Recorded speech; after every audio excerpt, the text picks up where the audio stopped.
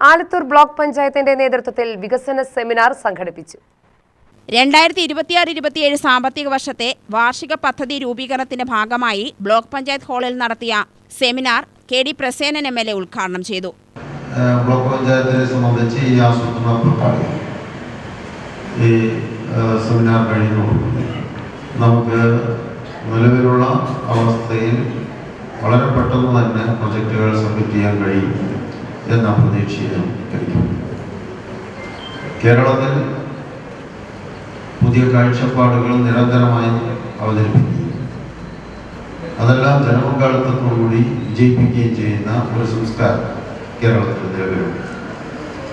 അതിൻ്റെ എല്ലാ ഗുണവും കേരളീയ സമൂഹം ഏറ്റുവാങ്ങിയിട്ടുണ്ട്. ജനകീയാസൂത്രണ പ്രസ്ഥാനമാണ് അതിൻ്റെ എക്കാലത്തെയും ഉയർന്ന മാതൃകയായി നമ്മൾ ചൂണ്ടിക്കാണിക്കുന്നത്.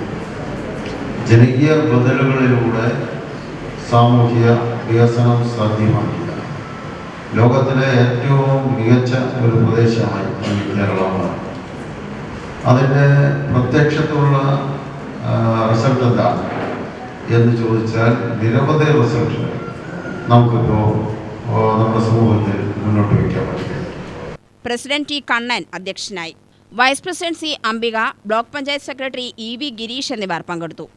UTV news, Palakkad.